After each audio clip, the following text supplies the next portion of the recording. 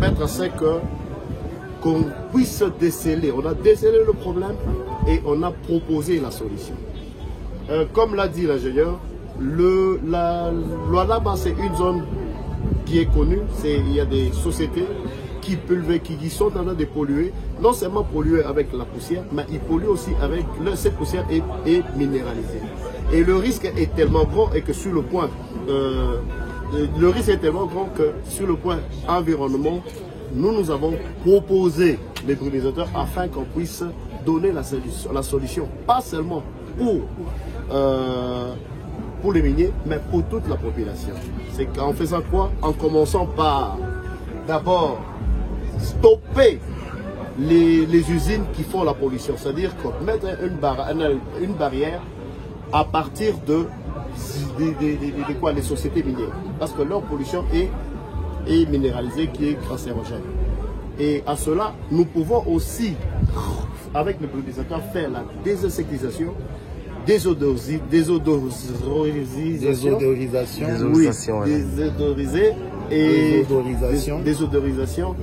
même permettre à ce que les autorités ou la population vivent dans un climat. On peut aussi rabattre la température. En fait, pour être très simple, on va sur les brumisateurs, je vais expliquer rapidement.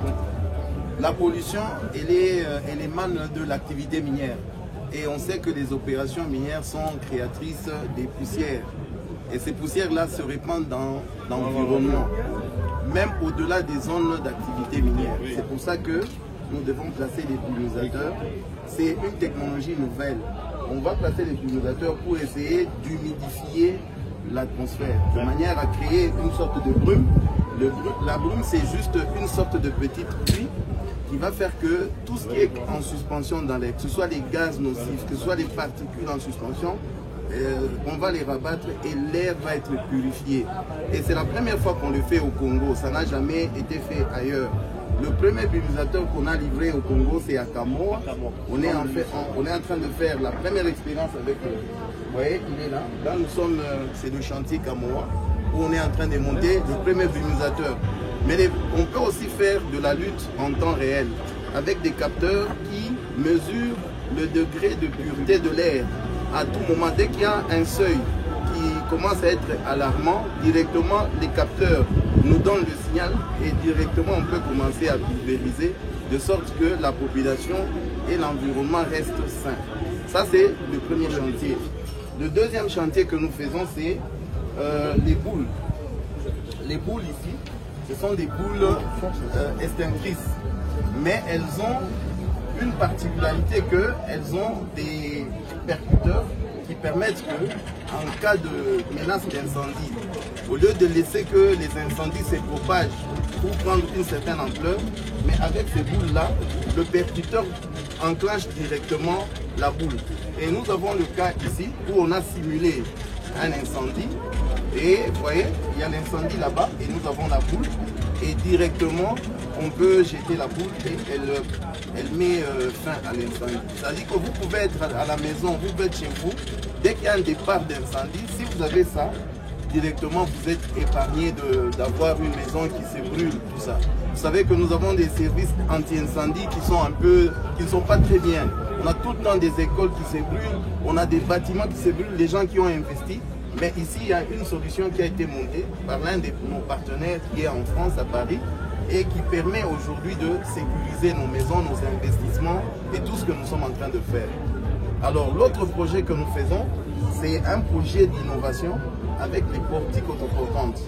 Vous savez que les mines travaillent à deux vitesses, surtout les mines à ciel ouvert. Vous savez que les routes de dessert agricole et certaines routes, comme la route partant de Kinshasa vers le Bas-Congo, il y a tout le temps des problèmes en saison de pluie, des accidents, où la route là s'éboule à cause de la présence de l'eau sur la chaussée. Alors, notre projet, que nous qualifions de projet innovant, c'est un projet de portique autoportante qui est aujourd'hui à l'incubateur du génie scientifique et de l'innovation technologique et scientifique de la République, du ministère de la Recherche scientifique et technologique. Et c'est moi qui suis l'inventeur, je porte le brevet d'invention. C'est un projet que nous pouvons vendre au-delà même du Congo, puisque de tout le temps, quand on construit les routes ou les autres infrastructures, on les laisse à la merci des intempéries. C'est-à-dire que lorsqu'il y a pluie, on dimensionne les routes de sorte qu'elles puissent résister à la pluie. Or, vous savez que la pluie, l'eau est l'ennemi de la route. Alors nous avons conçu un système qui empêche à l'eau de venir dégrader la route et de permettre que même pendant les saisons de pluie, que nous continuons à faire notre activité, que ce soit l'activité minière, les routes de dessert agricole qui sont jonchées de bourbiers, elles vont devenir praticables même en saison de pluie. C'est une innovation typiquement congolaise. Comme vous voyez là-bas, vous voyez, nous sommes en saison de pluie, nous sommes dans une mine ici, et vous voyez qu'on a des problèmes dans la mine. Et maintenant, la solution par rapport à tout ça, c'est de construire des tunnels modulaires sous forme de portiques autoportantes qui vont faire que ce seront des couvertures qui vont empêcher à l'eau de dégrader les infrastructures et de permettre qu'on puisse tourner là. Donc là, nous sommes dans une mine à ciel ouvert. Vous voyez qu'on est en train d'exploiter. Et nous avons les engins, donc des activités minières, qui se font en extraction. Donc là, nous sommes au fond d'extraction. Ensuite, il y a le transport qui se fait. Et c'est pendant le transport qu'on arrête l'activité parce qu'on ne sait pas travailler. Alors, notre solution, c'est monter des cages, des portiques autoportantes. Est-ce que vous pouvez aller à l'endroit là où il y a le montage, là on montre le montage.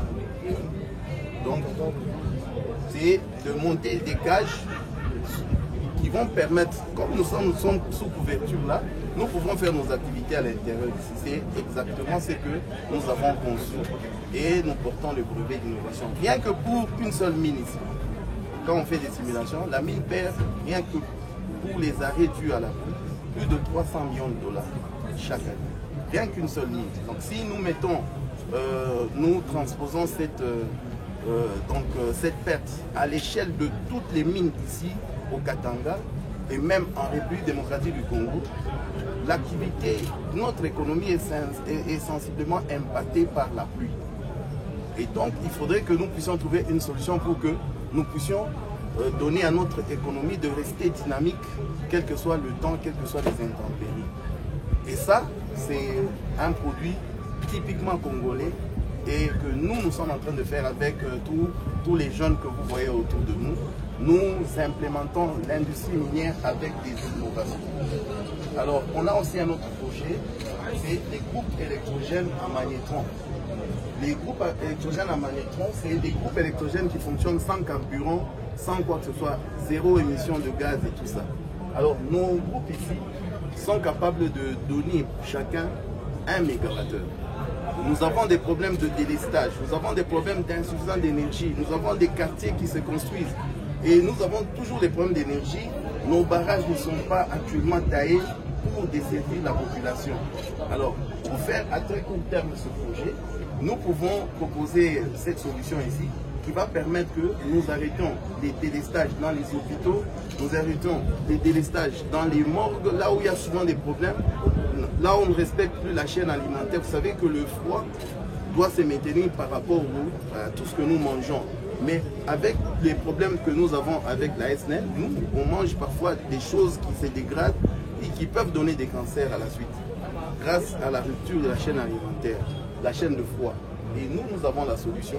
Et nous pouvons illustrer par un schéma ici. Le schéma, allez sur le schéma.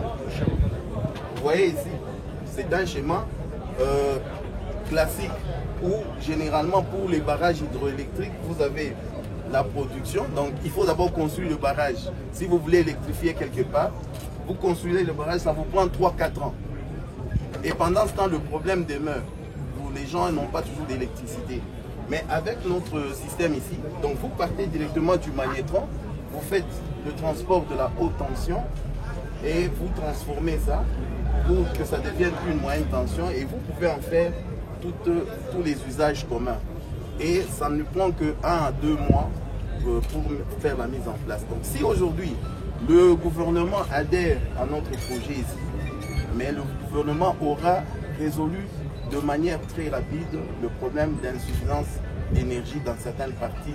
Le gouvernement central ou le gouvernement provincial? Central et provincial. Donc nous demandons à la Première ministre, parce que nous avons suivi son dernier discours, lorsqu'elle a parlé qu'on doit doter notre pays des normes environnementales qui sont sévères pour permettre que nous puissions maintenir la qualité de vie de citoyens congolais.